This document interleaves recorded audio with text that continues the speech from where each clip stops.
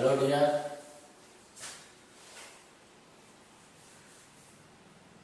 How are you?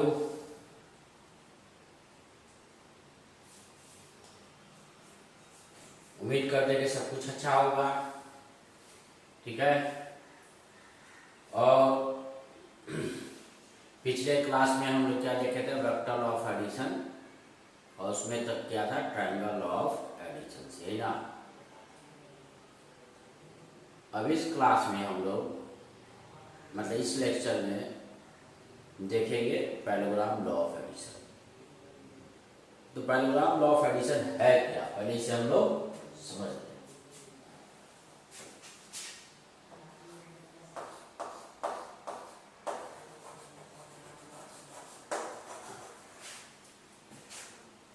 Parallelogram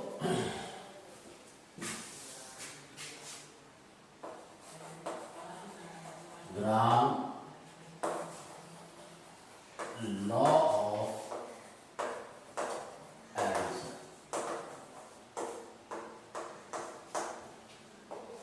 देखो वही दो वेक्टर, जो कि एक वेक्टर कितना था? ए,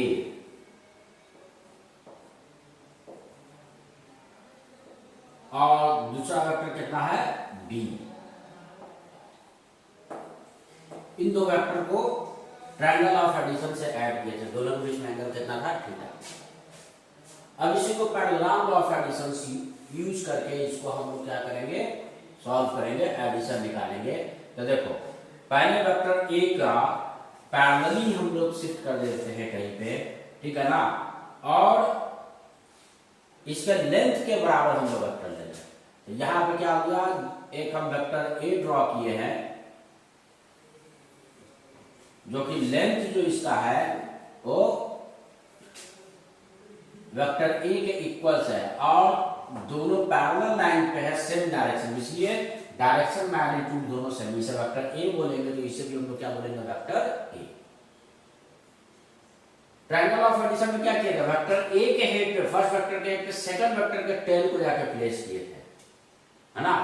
पैरेललोग्राम लॉ ऑफ एडिशन ये बोलता है कि नहीं, हेड पे टेल को नहीं, दोनों का टेल को कंसाइड करो। अब वेक्टर बी को पैरेलली शिफ्ट करके यहां पे ले जाएंगे, और वेक्टर बी का टेल वेक्टर ए के टेल पे ही रखेंगे। तो एक पैरेलल लाइन हम लोग ड्रॉ करते हैं यहां पर, जो कि बी के पैरेलल है। देखो ये दोनों पैरेलल है, और इसके लेंथ के बराबर हम लोग इसका लेंथ ले रहे हैं। ये हुआ वेक्टर बी। और दो वेक्टर गिवन है, यानी मैग्नीट्यूड और डायरेक्शन, दोनों लाइन का जब मैग्नीट्यूड और डायरेक्शन पता है, इसका मतलब दोनों के बीच का मुझे एंगल पता है, ठीक है ना, थीटा पता है। तो अब करते क्या? Parallelogram law of, according to name parallelogram, हम लोग इसे दो एडजेसेंट साइड लेते हुए एक पैरेललोग्राम कंस्ट्रक्ट कर लेते हैं, ठीक है। तो अब क्या करें कि बी के हेड से वेक्टर ए के पैरेलल एक लाइन ड्रॉ करते हैं, उसी तरह से ए के हेड से वेक्टर बी के पैरेलल एक लाइन हम लोग ड्रॉ करते हैं। तो आमने सामने साइड्स पैरेलल है, तो जो स्ट्रक्चर बना, इस स्ट्रक्चर को हम लोग क्या बोलते हैं? पैरेललोग्राम, है ना।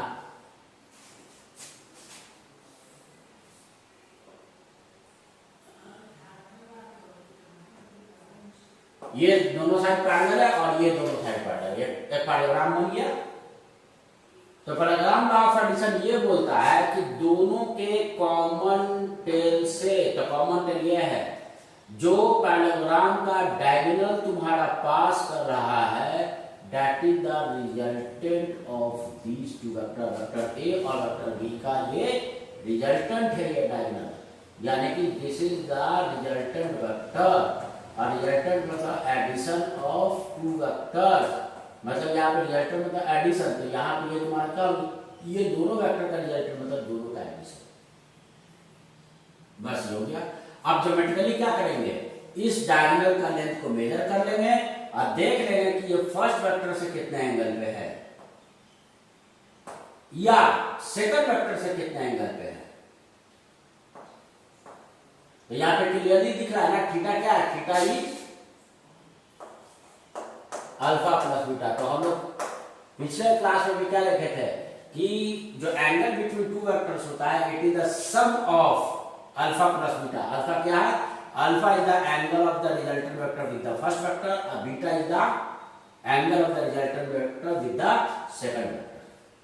ठीक है, तो ठीक है, ये तो ज्योमेट्रिकली हो गया। मैथमेटिकली कैसे कैलकुलेट करेंगे? तो हम लोग इस लाइन को वेक्टर ए को आगे बढ़ा देंगे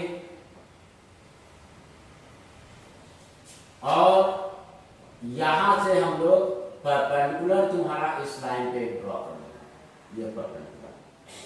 तो बताओ, ये आमने सामने साइड इक्वल होगा, ये बी होगा तो ये भी तो चूंकि इक्वल भी है और डायरेक्शन पैरेलल भी है, इसको भी अगर एरो ऊपर दे दे तो ये दोनों का मैग्नीट्यूड इक्वल है और डायरेक्शन नीचे से ऊपर, इसका भी नीचे से ऊपर पैरेलल है, तो इसे भी तो वेक्टर बी बोलेंगे, यानी कि इसका मैग्नीट्यूड क्या है? बी है। बताओ, इन दोनों वेक्टर के बीच में एंगल थीटा है, तो यानी कि क्या हो गया? ये दोनों एंगल्स क्या होगा? आपस में इक्वल होगा कॉरेस्पॉन्डिंग एंगल, तो ये भी एंगल क्या कराएगा? थीटा। और थीटा ही एंगल बिटवीन टू वेक्टर्स है, क्योंकि यहाँ पे ए के टेल को बढ़ा के यहाँ गया है, हेड आगे चला जाएगा तो दोनों वेक्टर यहाँ पे आ जाएगा, तो दोनों का बीच का ये एंगल मिल जाएगा। और पिछले क्लास में क्या बोले थे? इस राइट एंगल ट्रायंगल में जब हाइपोटेनस बी है तो इसके सामने वाला साइड को हम लोग क्या बोलते हैं? परपेंडिकुलर साइड को बी साइन थीटा, और इसके बेस को क्या बोलते हैं? बी कॉस थीटा, और ये तो ए तो है ही। ठीक है, इसे हम लोग बोले ओ, इसे तुम्हारा हेड को ए और बी के हेड को हम लोग सी बोले। ठीक है ना, तो ये अब तुम्हारा कितना, और ये जो हुआ पैराग्राम का जो वर्टेक्स एक बचा, इसे बी कर दे। तो देखो, तो ट्रायंगल ऑफ एडिशन में ना पहला वेक्टर के हेड पे दूसरा वेक्टर था, तो यही वाला स्ट्रक्चर तो तुमको दिख रहा था, तो रिजल्टेंट तो वही ना मिलेगा इस राइट एंगल ट्रायंगल में, जो ट्रायंगल ऑफ एडिशन में निकाले थे भाई, यहाँ पे भी मिलेगा। ठीक है, इस फीट ऑफ परपेंडिकुलर को हम लोग क्या बोल रहे हैं? एम, इसे हम लोग एम कह रहे हैं। तो ये जो हो गया यहां से यहां तक हो गया बी कॉस थीटा। ठीक है, तो लिखो, in parallelogram law of addition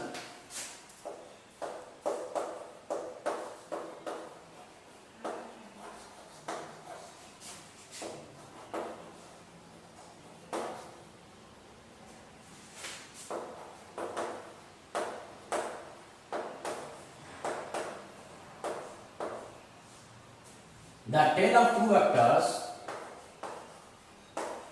the tails of two vectors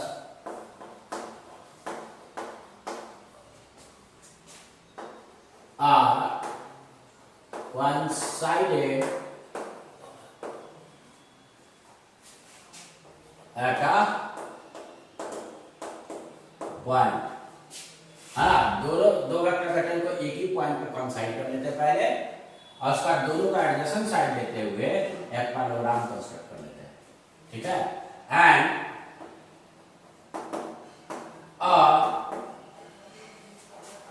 parallelogram is constructed by taking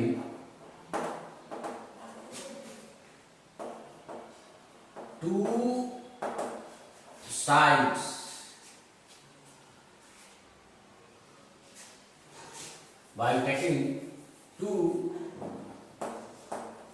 adjacent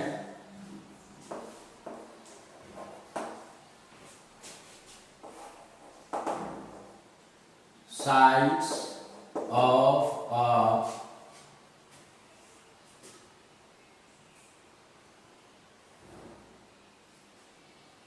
by taking two vectors as adjacent side of a parallelogram, और दो वेक्टर्स को हम लोग क्या एडजेसेंट साइड देते हुए पैरेललोग्राम क्या कर देते हैं, कंस्ट्रक्ट कर लेते हैं। ठीक है ना। अगर पैराग्राम बन गया तो कॉमन टेल से जो डायगोनल पास कर रहा है that is called the resultant. दो डायगोनल होगा, एक OB और दूसरा कौन सा है AC। तो इन दोनों से कौन सा जो कॉमन टेल से डायगोनल जा रहा है वो दोनों का रिजल्टेंट है वेक्टर A और B का, ठीक है ना। देखो the diagonal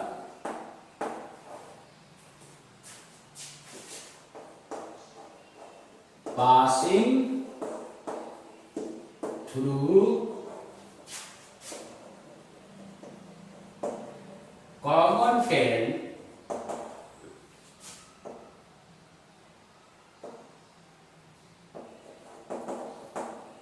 of two vectors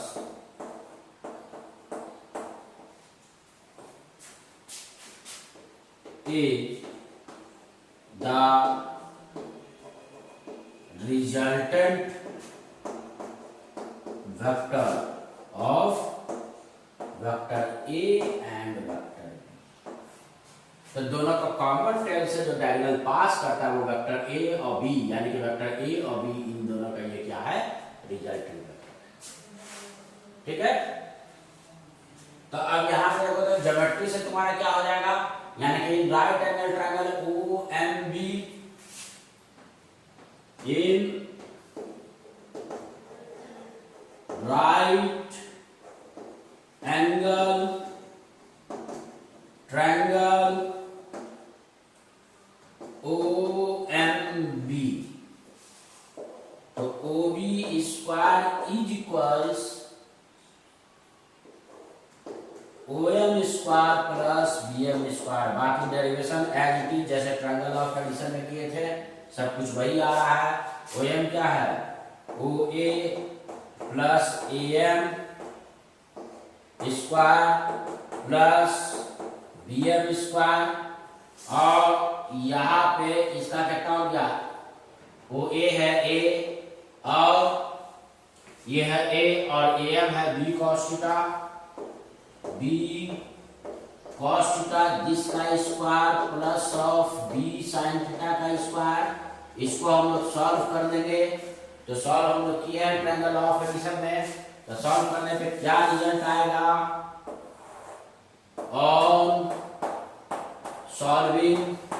solve कर देने के बाद यहां से मुझे मिल जाएगा, यानी कि OB इक्वल टू क्या है OB is equal to R, या इसे modulus of vector A plus B, यानी वेक्टर A और B का रिजल्टेंट का ये मॉडुलस ये भी लिख सकते हैं, और दैट इक्वल टू कितना हो गया under root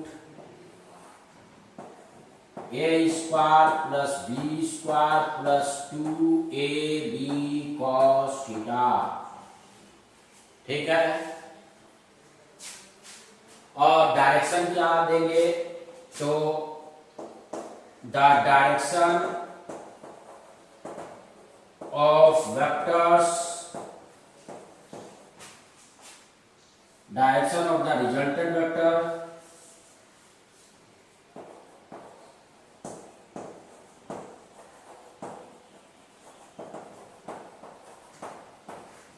is given by any of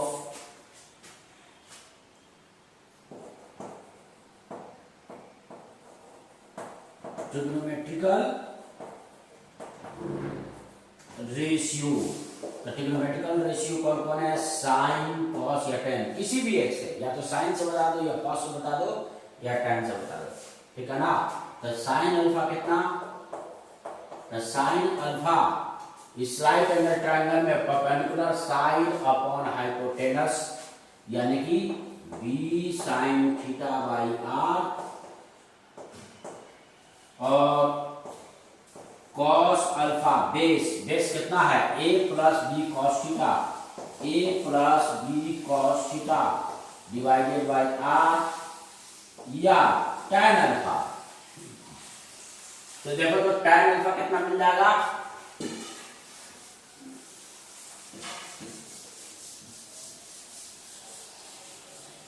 यानी कि दोनों क्या है, या तो ट्रायंगल लॉ से निकालिए या पैरेललोग्राम लॉ से, दो अलग अलग अप्रोच है दो वेक्टर्स का एडिशन निकालेगा, रिजल्ट तो सब सेम ही आएगा, चाहे जिस अप्रोच से निकाले, ठीक है ना। और tan अल्फा कितना, तो tan alpha is equal to perpendicular side b sin theta divided by b sin theta upon a plus b cos theta, ठीक है।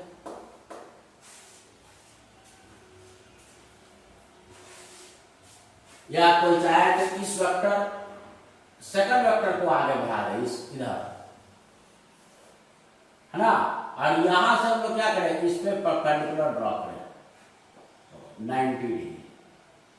तो इस पे ये क्या है, ये है परपेंडिकुलर, तो ये इसका फीट ऑफ परपेंडिकुलर हुआ n। तो आमने सामने पैराग्राम में साइड इक्वल होता है, ये a है तो ये भी a है, ये हो गया हाइपोटेनस, ठीक है। तब ये एंगल थीटा है तो ये दोनों साइड पैरेलल्स है, तो करस्पॉन्डिंग एंगल ये भी क्या होगा, ये थीटा होगा। तो इधर इस एंगल के सामने का साइड ये हो जाएगा राइट एंगल ट्रायंगल में साइन थीटा। क्या बोले थे, हमेशा अगर हाइपोटेनस पता है तो परपेंडिकुलर साइन को साइन के साथ लिखते हैं, और तुम्हारा क्या हो गया, बेस को कॉस के साथ लिखते हैं। तो एंगल के सामने परपेंडिकुलर साइड तो a sin थीटा, और बेस के साथ यानी जिस पे थीटा एंगल बना हुआ है इसको हम लोग बोलते हैं, ये हो गया a cos थीटा। तो एक राइट एंगल ट्रायंगल इधर से भी है, इसको भी सॉल्व करोगे OBN को तो यही रिजल्ट आएगा ना, है ना, ये हाइपोटेनस का वैल्यू। और दूसरा, और इस राइट एंगल ट्रायंगल में साइन बीटा अगर तुम देखोगे तो परपेंडिकुलर साइन अपॉन ये है हाइपोटेनस, जिसमें O, ठीक है ना, N और B, ये एक राइट एंगल ट्रायंगल में। और या तो तुम इससे भी ले सकते हो साइन बीटा, तो sine beta equal to direction इससे भी, या तो सेकंड साइड से डायरेक्शन दे दो, साइन बीटा कितना हो जाएगा, perpendicular side a sin theta upon hypotenuse r, तो a sin theta upon r, या cos बीटा। तो देखो इस राइट एंगल ट्रायंगल में ये बीटा है, तो cos बीटा कौन, ये बेस अपॉन हाइपोटेनस यानी कि b plus a cos theta, ठीक है ना। बेस हो गया b plus a cos theta upon कितना, अपॉन r, या tan लिखो, तो tan तुम्हारा क्या होगा, परपेंडिकुलर साइन बीटा के सामने a sin theta upon b plus cos theta, a sin theta upon कितना हो गया, b plus a cos theta. कोई भी एक बता दो, ये 6 से, ठीक है ना।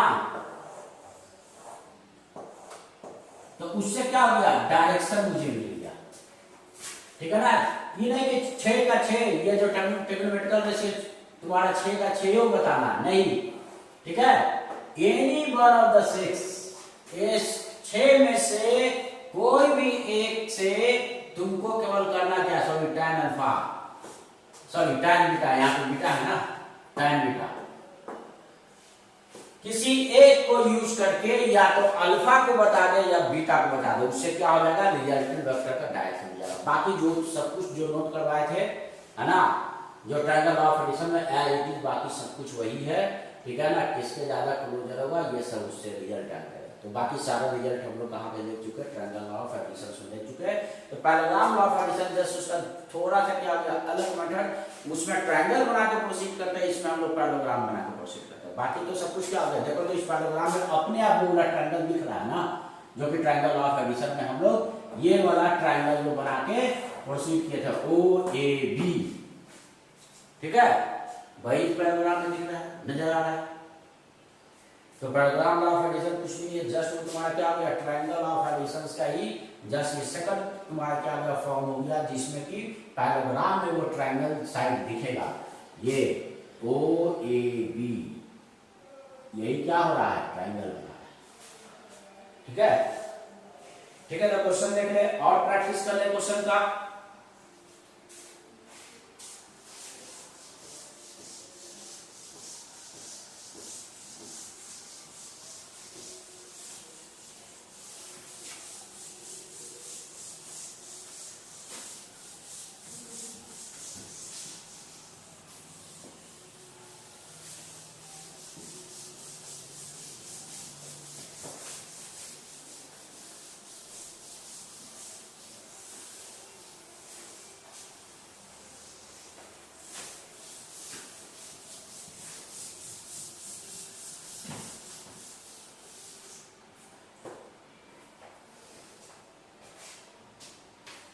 देखो ये क्वेश्चन क्या है,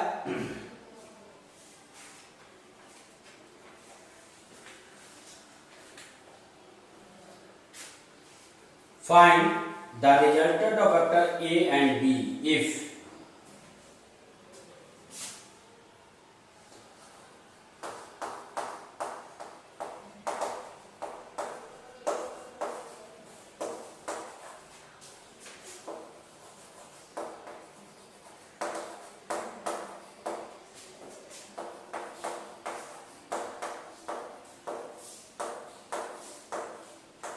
vector a and vector b.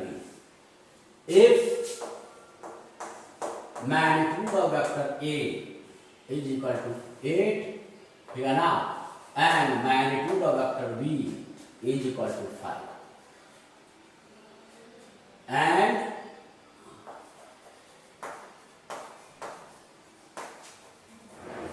the angle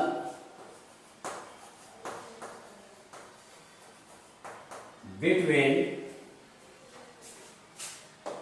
vector A and vector B is 53.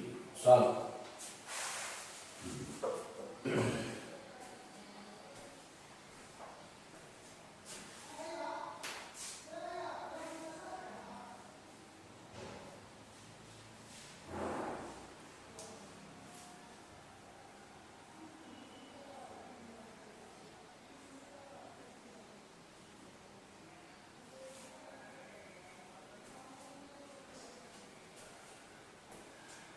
देखो तो ट्रायंगल लॉ ऑफ एडिशन या पैरेलल लॉ ऑफ एडिशन से दो वेक्टर का रिजल्टेंट हम लोग कितना लिखेंगे, ठीक है ना, the resultant of two vector R is equal to under root of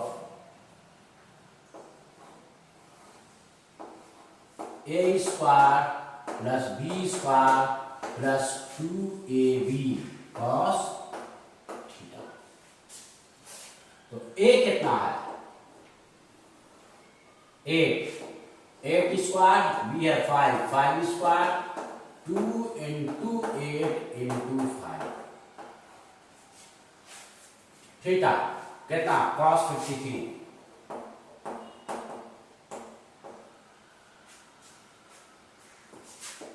तो रूट अंडर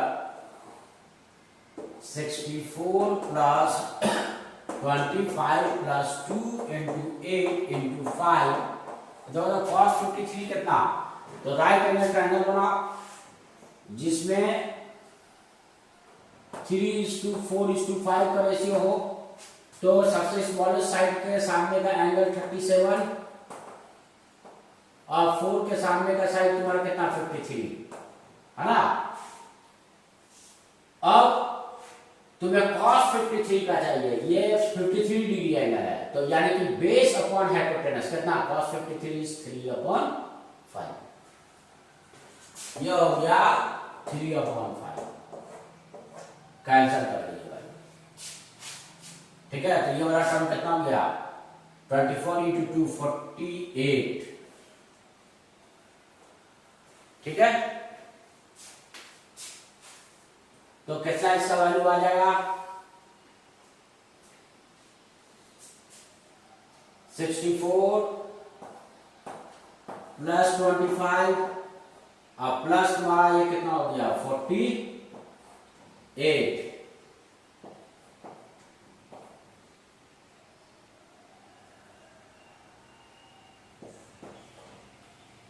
तो यह हो गया रूट अंडर 137 कितना, ठीक है ना, इसका वैल्यू आ गया रूट अंडर 137 यूनिट, ठीक है। कोई problem?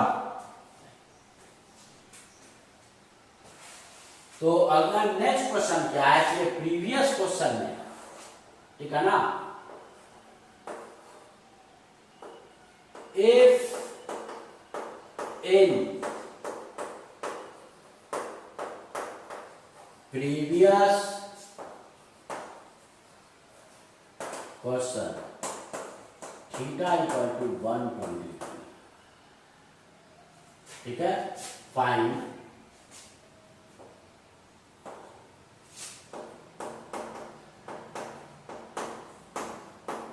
The resultant of two, तब रिजल्टेंट क्या होगा। एंगल बढ़ गया ना 53 से 120, तो क्या होगा, रिजल्टेंट का वैल्यू बढ़ेगा कि घटेगा कि सेम रहेगा। तो पहले ही हम लोग क्या देखे थे पिछले लेक्चर में कि एंगल जब दो वेक्टर के बीच में बढ़ता है तो उसका रिजल्टेंट का वैल्यू घटते चला जाता है। एंगल बढ़ते जाता है दो वेक्टर के बीच में तो रिजल्टेंट का वैल्यू डिक्रीज करते जाता है। अब मैक्सिमम कितना होता है a प्लस बी, कब, जब एंगल दोनों के बीच में 0 होता है। और मिनिमम कितना होता है a माइनस बी। इसका मतलब कि रिजल्टेंट जो वेक्टर होता है वो उसका minimum value a minus mod of a minus B है, इससे ग्रेटर देन इक्वल टू और less than equal to a plus B. यानी रिजल्टेंट वेक्टर r का वैल्यू इसी रेंज के अंदर में कुछ भी हो सकता है। अब तुम्हारा a प्लस बी कब होगा, जब दोनों के बीच में एंगल 0 होगा। Mod of a minus B कब होगा, जब दोनों एक दूसरे के एंटी पैरेलल यानी 180 डिग्री होगा। और 0 से 180 के बीच में अगर कोई एंगल है तो हमेशा इन दो रेंज के अंदर मिलेगा। जैसे देखो ऐसे क्या होता है, 0 डिग्री एंगल होता है तो 8 + 5 13 है ना, और यहाँ पे √13 कितना है, यानी कि √169, इससे ये कम है ना। एंगल 0 से बड़ा है तो दोनों के समेशन से कम आ रहा है, और एंगल बढ़ा देंगे 50 से 120 कर देंगे और इसका वैल्यू डिक्रीज करेगा। कितना होगा इसका वैल्यू, तो जस्ट कितना, रिजल्टेंट वेक्टर r लिखोगे √8 का स्क्वायर प्लस 5 का स्क्वायर प्लस 2 8 × 5 × cos 120 है ना। पिछले क्लास में cos 120 का वैल्यू निकाले थे, याद हो गया तो ठीक है, -1/2, और नहीं याद हो तो भी ठीक है, उसको निकाल लेंगे, कोई बात नहीं, रटना नहीं है, अपने आप दिमाग में बैठ गया तो सही है। कितना, cos 120 डिग्री को लिखेंगे cos 180 - 60 डिग्री। अब cos 180 - थीटा सेकंड क्वाड्रेंट में cos नेगेटिव, इसको लिखेंगे -cos 60 यानी कि -1/2 इसका वैल्यू, ठीक है। तो ये हो गया √64 + 25, ठीक है ना, और 2 × 8 × 5, और ये कितना, -1/2, तो 2 और 2 कैंसिल हो गया। अब यहाँ पे कितना, -40 से जब सब्ट्रैक्ट करेंगे तो ये कितना मिलेगा, ये होगा 24 है ना, 24 + 25 49, √49 यानी कि 7 यूनिट है ना। तो देखो तो इससे कम है इसका वैल्यू, एंगल बढ़ता जा रहा है तो दोनों का रिजल्टेंट का वैल्यू घटता जा रहा है। ठीक, next question,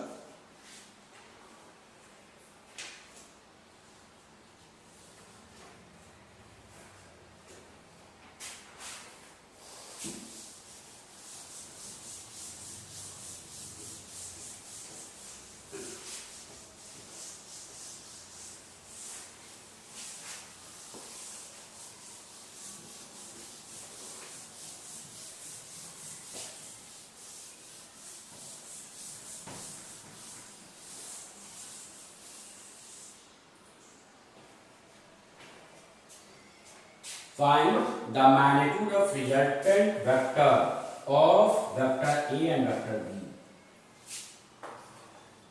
Find the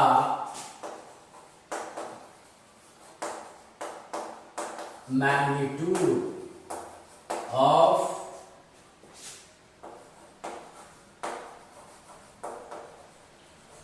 resultant vector of vector A and vector B if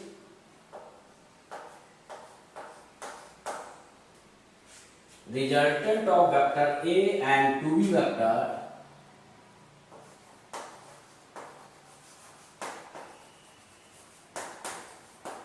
vector A and 2B vector is perpendicular to vector A.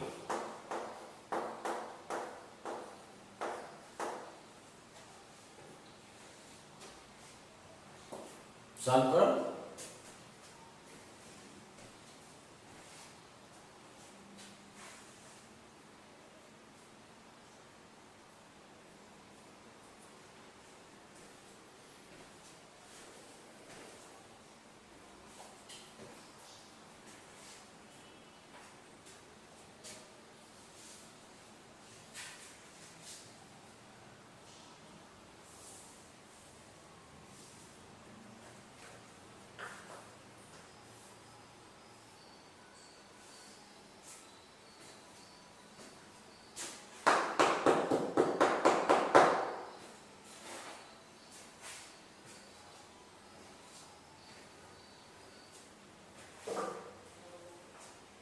ठीक है, तो दो वेक्टर है ए और बी, उसका रिजल्टेंट निकालना है, ठीक है ना, मैग्नीट्यूड बताना है ए और बी का रिजल्टेंट का। तो इसमें ये दे रहा है कि वेक्टर ए और वेक्टर 2b, जब वेक्टर बी को 2 से मल्टीप्लाई कर देते तो मैग्नीट्यूड उसका ट्वाइस टाइम्स हो गया, है ना। वेक्टर ए और वेक्टर 2b का जो रिजल्टेंट है वो ए और बी के रिजल्टेंट के बारे में नहीं बोल रहा है, इन दोनों के रिजल्टेंट के बारे में नहीं बोल रहा है, ये बोल रहा है ए और 2b, चूंकि 2 मल्टीप्लाई करके किसी वेक्टर में हम लोग स्केलर मल्टीप्लाई करते हैं तो वेक्टर चेंज हो जाता है, ये बदल गया, इसका डायरेक्शन सेम है लेकिन मैग्नीट्यूड ट्वाइस हो गया, तो ये अलग वेक्टर हो गया। इसलिए ए और बी का जो रिजल्टेंट होगा उससे ये अलग होगा, क्योंकि अब ये बी वेक्टर नहीं रहा, ये 2b वेक्टर हो गया, ये अलग वेक्टर हो गया। तो वेक्टर ए और 2b का रिजल्टेंट कुछ और होगा। तो वेक्टर ए और 2b के रिजल्टेंट के बारे में इंफॉर्मेशन है कि क्या है, उसका रिजल्टेंट वेक्टर ए के परपेंडिकुलर है, ठीक है। तो परपेंडिकुलर है तो देखो तो tan यानी कि एंगल पता है कि इन दोनों का रिजल्टेंट जो वेक्टर है वो फर्स्ट वेक्टर का परपेंडिकुलर है। तो हम लोग क्या फर्स्ट वेक्टर से एंगल कितना देते हैं, ठीक है ना, tan अल्फा। तो सेकंड वेक्टर मेरा कौन है यहाँ पे, b नहीं है 2b है, तो 2b sin थीटा लिखेंगे, ऊपर b sin थीटा फॉर्मूला आता था, अब b की जगह पे 2b है तो 2b sin थीटा, और नीचे क्या लिखेंगे a plus 2b cos theta.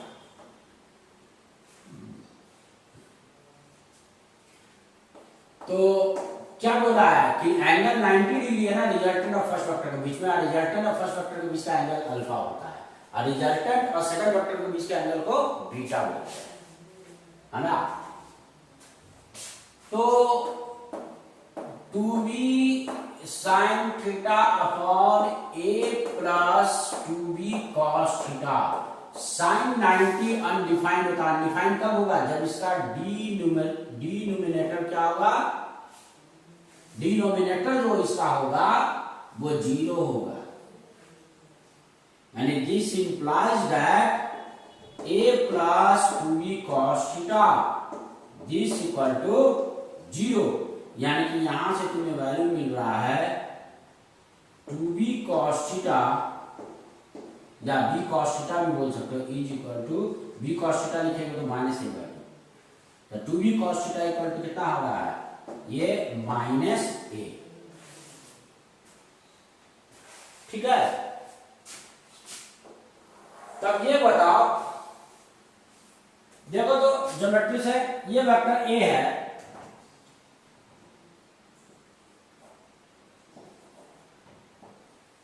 अब मान लेते हैं ये है वेक्टर b,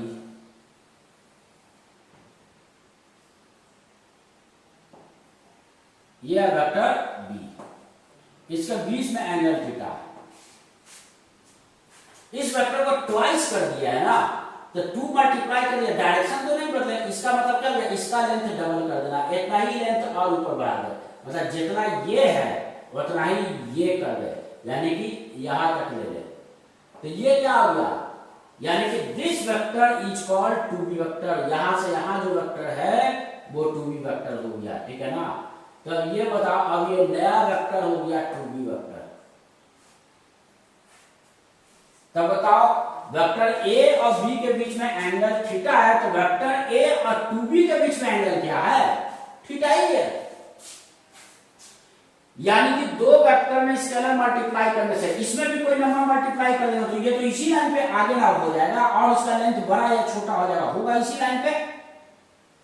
ए में भी कुछ मल्टीप्लाई करेंगे तो बस यही होना चाहिए कि वो माइनस नहीं होना चाहिए, माइनस होगा तो इधर हो जाएगा, उल्टा हो जाएगा, तब एंगल बदल जाएगा।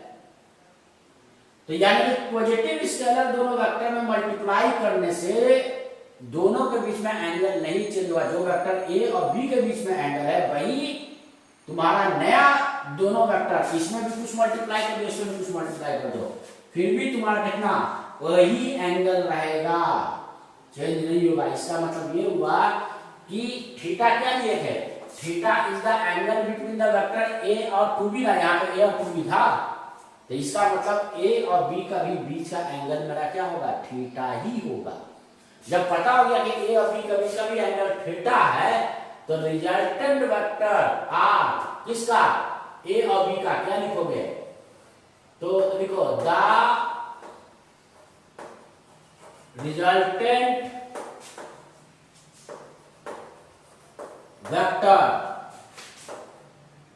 Of A and B, A और बी का केवल, तो मैग्नीट्यूड ऑफ ए का स्क्वायर प्लस बी का स्क्वायर प्लस 2ab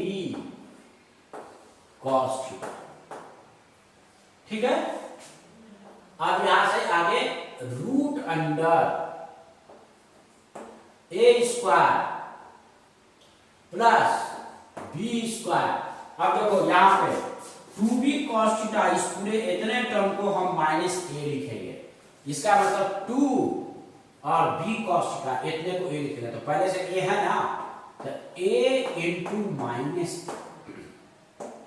यानी कि root under A square plus B square minus A square, तो कितना आया b। तो मैग्नीट्यूड भी तो पूछा गया था, इसका मतलब वेक्टर ए और बी का रिजल्टेंट का मैग्नीट्यूड b के बराबर होगा, ठीक है। कोई प्रॉब्लम, तो नोट कर लेना इसे। अब इसका देखो अल्टरनेटिव मेथड अगर देखें, दूसरा ज्योमेट्री से बनाने की कोशिश करें। ये तो हुआ कि अलजेब्राइक मेथड हो गया, पूरा अलजेब्रा का यूज करते हुए हम लोग बना रहे हैं ना, और ट्रिग्नोमेट्रिकल रिलेशंस को यूज करते हुए सॉल्व कर रहे हैं। अगर ज्योमेट्री से बनाते तो कैसे बनाते, देखो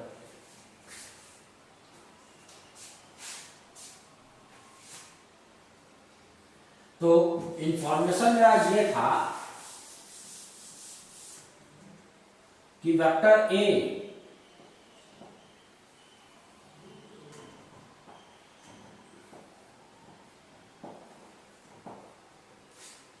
और 2b वेक्टर का रिजल्टेंट जो है फर्स्ट वेक्टर के परपेंडिकुलर,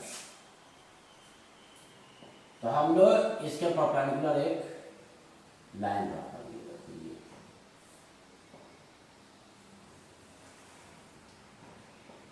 और इसे क्या बोल रहे हैं, ये है रिजल्टेंट, और ये किसका रिजल्टेंट है, तो ये जो रिजल्टेंट है वो वेक्टर a और 2b का है। इसका मतलब it is the addition of vector a plus 2b, ये तो ये तो हम लोग जानते हैं रिजल्टेंट वेक्टर कैसे मिलता है, तो फर्स्ट वेक्टर के टेल पे रखा जाता है और सेकंड वेक्टर के हेड को वो जाकर ज्वाइन करता है। इसका मतलब सेकंड वेक्टर का हेड यहाँ पे है, और सेकंड वेक्टर का टेल होता कहां पे है, तो टेल तो होता है इसके हेड पे ना, तो इसको यहां से यहां मिला दे।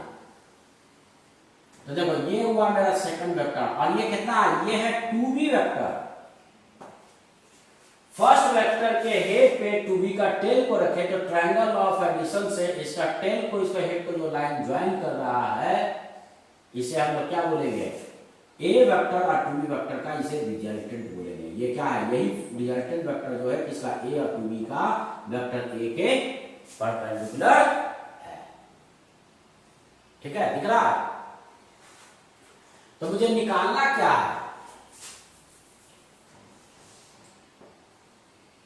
ये टू बी वेक्टर, तो मुझे निकालना है a प्लस बी वेक्टर। तो a तो है ही मेरे पास यहां, अब ये जो b है इसको आधा कर दे, इसको हाफ कर दे, इसको हाफ कर दिए तो यहां पे आ गया।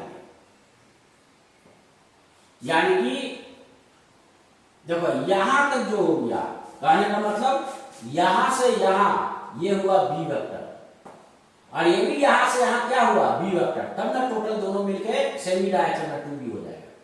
तो मुझे रिजल्टेंट ए वेक्टर और बी वेक्टर का निकालना, तो ए के हेड पर बी का टेल यहां पे है, तो ए का टेल और बी को हेड को मिलाने वाला जो है ये कराएगा रिजल्टेंट। किसका रिजल्टेंट ये कराएगा, ये ए और बी दोनों का रिजल्टेंट कराएगा। मतलब यही है आर वेक्टर, मतलब आर क्या है, वेक्टर आर जो है वो vector A plus vector B. तो इसका वैल्यू मुझे बता देना है कि क्या होगा,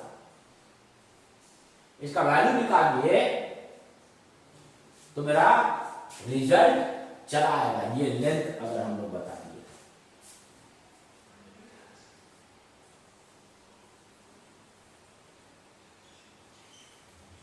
ठीक है। तो एक चीज तुम प्रॉपर्टी जानते हो सर्कल के केस में, देखो तो ज्योमेट्री हम लोग यूज करते हैं सर्कल कि डायमीटर जो सर्कल का है, ये डायमीटर ले लिए, सरकमफ्रेंस में कहीं पे भी दोनों डायमीटर से लाइन ड्रॉ करेंगे तो ये एंगल क्या होता है, 90 डिग्री होता है ना। ये हो गया सेंटर ओ, तो इसको सेंटर कर देते हैं ओ, और इधर जितना रेडियस होते हैं, देखो तो ये क्या हो गया, ये मिड पॉइंट है, तो इसका मतलब यहां से क्या कर सकते हैं, इसको सेंटर लेते हुए और इस साइड टू बी को डायमीटर लेते हुए एक सर्कल ड्रॉ कर सकते हैं ना। और जब सर्कल ड्रॉ करोगे तो ये तुम्हारा क्या होगा, देखो तो ये सेंटर से यहां जो लाइन जा रहा है तो ये भी तो रेडियस है, ठीक है। कहने का मतलब कि इसका रेडियस अगर स्मॉल आर तो ये भी स्मॉल आर, ये भी स्मॉल आर और ये भी स्मॉल आर, सेंटर से सर्कमफ्रेंस तक का डिस्टेंस। इसका मतलब क्या होगा, जो सर्कल जो पास करेगा वो सर्कल तो इस तरह से क्या होगा, ये यही है मेरा सर्कल और ये इसका डायमीटर है और ये सेंटर हुआ, तो ये है साइड, ये बी है, यहां से यहां तक बी, यहां से यहां तक बी, तो ये सेंटर से यहां से ये सर्कमफ्रेंस तक ये भी क्या होगा, ये भी होगा बी। इसका मतलब कि क्या हो गया, मैग्नीट्यूड जो वेक्टर का हो गया दैट इज द बी। तो ज्योमेट्री से देखो तो केवल सही से ज्योमेट्री अगर तुम ड्रॉ कर दिया तो बिना इतना स्टेप तुम्हारा लाए हुए डायरेक्ट ज्योमेट्री से पता चल जाएगा कि a प्लस बी का जो रिजल्टेंट है वो b के बराबर ही है। b के मतलब b के मैग्नीट्यूड जितना b का मैग्नीट्यूड होता है ये, लेकिन ये दोनों वेक्टर इक्वल नहीं है, ये b वेक्टर है तो इसे b वेक्टर नहीं बोलेंगे। क्यों नहीं बोलेंगे, क्योंकि इसका डायरेक्शन इधर से इधर है और इसका डायरेक्शन इधर से इधर है, डायरेक्शन अलग है ना। इसको अगर नेमिंग कर दे, इसको हम लोग कर दे पॉइंट ए बी सी ऐसे कर दे, तो देखो बी वेक्टर का डायरेक्शन बी टू ओ है, जबकि आर वेक्टर का डायरेक्शन ए टू ओ है। एरो जो बता रहा है डायरेक्शन डिफरेंट है, मैग्नीट्यूड केवल सेम है, इसका भी बी है इसका भी सी। इसका अच्छा पहले भी बोले थे दो वेक्टर के पास मैग्नीट्यूड और डायरेक्शन होता है, अगर डायरेक्शन भी अलग है मैग्नीट्यूड से तो भी वो अलग वेक्टर है ना। इवन की डायरेक्शन सेम है और मैग्नीट्यूड अलग है तो भी वो अलग वेक्टर है। केवल दो वेक्टर को इक्वल कब करते हैं, वो सेम फिजिकल क्वांटिटी को रिप्रेजेंट करता हो एज वेल एज साथ में उसका तुम्हारा क्या मैग्नीट्यूड और डायरेक्शन भी सेम होना चाहिए, ठीक है ना। हाँ, यहाँ पे मैग्नीट्यूड मेरा वेक्टर आर का कितने के बराबर है, तो मैग्नीट्यूड ऑफ बी के बराबर है, डायरेक्शन सेम नहीं है इसलिए ये, और ऐसे ये जो रिजल्टेंट है a प्लस बी का ये रिजल्टेंट है, ठीक है। तो आज के क्लास के लिए इतना ही, पैराग्राम लॉ ऑफ एडिशन हो गया। अगले जो क्लास में हम लोग देखेंगे सब्ट्रैक्शंस ऑफ टू वेक्टर। तो हम लोग जानेंगे क्या वेक्टर में कोई सब्ट्रैक्शन रूल होता है या नहीं होता है। और नहीं अगर होता है कोई सब्ट्रैक्शन रूल तो दो वेक्टर्स को कैसे बोल रहे कि सब्ट्रैक्ट करेगा, ठीक है ना, और उसको किस तरह से सब्ट्रैक्ट किया जा सकता है। ठीक है, तो अगले क्लास में हम लोग क्या देखेंगे, subtractions of two vectors. Okay, bye and take care.